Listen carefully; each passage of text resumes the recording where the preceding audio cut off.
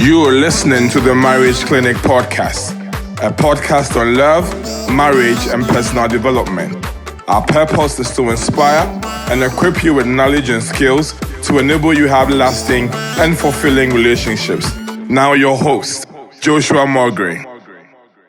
A podcast about love, marriage, and your personal development. My name is Dr. Joshua Mulgrew. And as I always say, I prefer it when you call me Uncle Josh.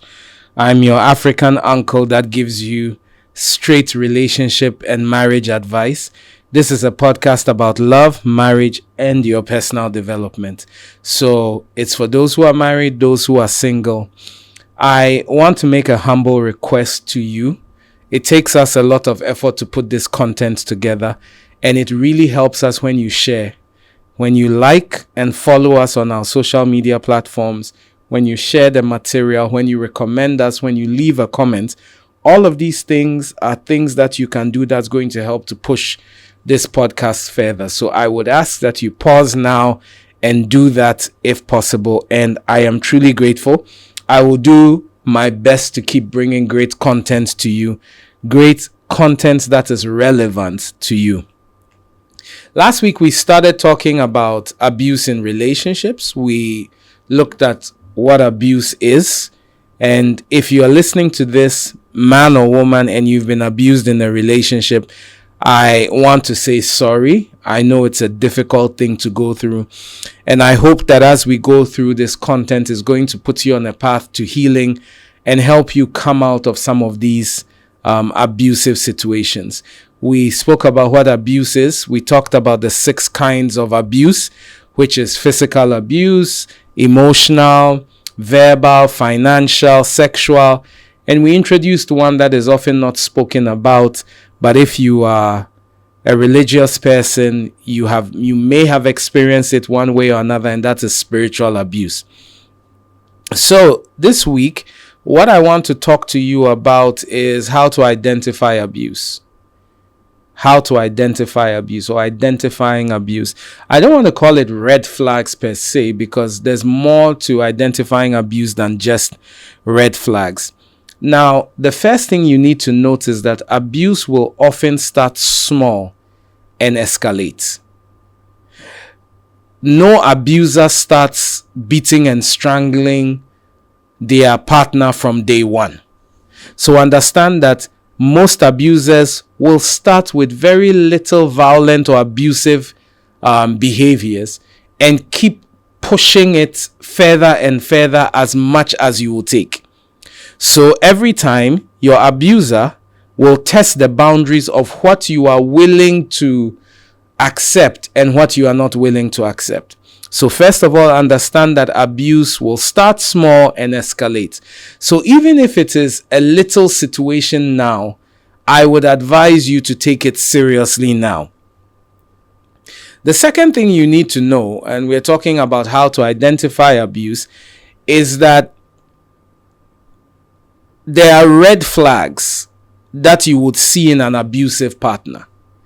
Mind you, an abusive partner is not always the tall man out there, or it's not always the person who is shouting. I've seen situations of abuse where the partner is very quiet, doesn't talk much, seems like an angel to everybody, but he is one of the most abusive people you can ever encounter. Or I've seen situations where the lady is petite, talks like a mouse, moves very calmly. Yes, ma'am. No, ma'am. Thank you, ma'am. And then the person is abusive. So some of the things you note about an abuser is that they are extremely jealous. Extremely jealous. Who was that you were talking to? I want to see your phone. Why are you talking with other ladies? I don't want you to go and see this person. Where there's extreme jealousy, and they get angry when you spend time with other people, there's a problem. There's a difference between I'm concerned you are spending too much time with so and so, but where the person has extreme anxiety and jealousy about you spending time with other people, there's a problem. Another red flag you should look out for in identifying an abusive person is when there's quick attachments. The I love you comes so quickly. I want to be in a relationship with you comes so quickly. Yes, we all fall in love. I mean, you meet her, your heart begins to beat. You see him. He looks like a Greek god or a Yoruba god or whatever you want to call him. Yes, we all go through that. But where you go from 0 to 100 in such a short period, it's often a red flag. All right. What do you know about me to already be saying you love me? You met me in the bus, for heaven's sake. We've spoken for just 2 hours on the phone. Oh, I love you. Oh, you are the one who is made for me. Another red flag you can use to identify an abuser is when the person has erratic mood swings. Excited one moment. Hey, let's go out. Let's go dancing. Then the next moment, they are so quiet. They are angry one moment. They are excited another moment. They don't want to see anyone at this time. All of a sudden, they want to be in another place. Mood swings are often an indicator that the person you are dealing with could be abusive. Then brings us to controlling behavior. Even when you get married, even if you do get married to someone, you are still individuals living together. It's two people coming together. Where your partner wants to control what you do, where you go, who you see, what you eat, how much you weigh, who you talk with on your phone, to an extreme level, controlling behavior often escalates into abusive behavior. That's why we talk about trust. I should be able to trust you to an extent. If you are in a relationship where you have to constantly check your partner's phone, there's a problem. I believe that couples should have access to each other's phone, but you shouldn't go checking each other's phones. So let's keep that in mind. So we said the first thing is abuse starts small and escalates. The second thing we said is that there are some red flags, which I just mentioned. The third thing that you would use to identify if you're in an abusive relationship is when they start to gaslight you. This is like a number one psychological control thing. Gaslighting is when your abuser makes you doubt your reality. So that they can control you. Common things you will hear is you are overreacting. Do you get me? You tell him that, oh, sweetheart, I'm going home. Something happens and he comes back and you are not home. You call the abuser on the phone. Where are you? Oh, I'm out with some friends. It's at this time. Why are you out with friends at this time? Oh, you are overreacting. When they keep saying you are overreacting, it's not a big deal, but what is going on is a big deal to you. Knows that you are being gaslit. When they begin to tell you something never happened, you are imagining it. Did I see someone like you in someone's car? Me. Are you sure it's me you saw? What time? Which day? No. Call my friend Akwesi. I was with her. If you want, let's call Akwesi right now. I was with Akwesi, but you saw the person. So when they begin to convince you it didn't happen, they say the last time, that's the same thing you did when we quarreled. You promised that you would never do that again. Did we quarrel about this issue? Are you sure? Then they begin to say things like, sometimes it's like you dream and you think it's reality. You are being gaslit. Then when they hit you with, if you really loved me, you would do this for me. That's also gaslighting. If you really loved me, you will give me this money. And in this direction, a lot of ladies use it on men. If you really love me, you pay my rent. If you really loved me, you would have done this. Then the men coming, if you really loved me, you would go to bed with me. So where you begin to hear terms like, if you really loved me, know that you are entering the place of being gaslit. The fourth thing, and I'll be ending on this, identifying if you're in an abusive relationship, is I want us to look at the cycles of abuse. And why several times it's so hard for people to leave abusive relationships. Because abuse normally takes these three patterns. And if you can identify them, and as I talk to them, if these three things are happening to you Realize them, and then you have to run, baby, run. Number one is the tension builds. Something has happened. There's tension in the relationship. They are angry. They are moody. They get irritable. They start picking fights. It's like tension is building in the relationship. And you can tell. You call. They are giving short answers. You go to visit. The person acts like they don't want to see you, and so on and so forth. Then the second phase of it is the explosion.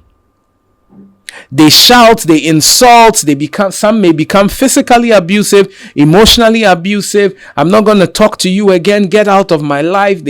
So that's the explosion. So first there's tension, then there's a confrontation, and then there's an explosion that makes you think the world is coming to an end. And then we come to the final part, which is the honeymoon stage. They apologize. They buy you gifts. They act loving. They promise to change. They tell you, let's go see our pastor. They work you back to a place of, and that's where you begin to say that, well, shouldn't I give him a second chance? Shouldn't I give her a second chance? So, just a funny story. A couple of years ago, a friend of mine, Eunice, told me this story about how a man was beating his wife in a compound house. If you live in Africa, you know what a compound house is, or what some people call face-to-face. And the neighbor came to intervene, stop the fight. And then the lady who was being beaten stopped talking to the neighbor that helped her out.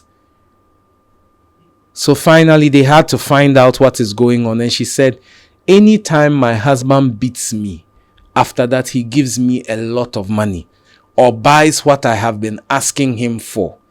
So the neighbor coming to interrupt the beatings was interrupting her getting the new phone she wanted. That is an abuse relationship. That is the classic levels of number one, tension builds, number two, explosion, and number three, honeymoon phase. And the honeymoon phase will often convince you that the abuse will stop. This is the Marriage Clinic podcast, a podcast about love, marriage, and your personal development. We've been talking about abuse. Today, we've spoken about various ways you can identify abuse. We're reaching the point where we have to go to Ask Uncle Josh. We'll be coming with the final part of this after this episode airs, where we will be talking about how to exit an abusive relationship. My name is Dr. Joshua Mogri, aka Uncle Josh. You can find me on all social media platforms. Just look for Dr. Joshua Mogri on TikTok, on LinkedIn, on Facebook, on Instagram, and on X. Just look for Dr. Joshua Mogri. You will find me there. Please, let's connect. Send me messages and questions. I'll be glad to answer you. God bless. Take good care of yourself, and see you later. Bye-bye.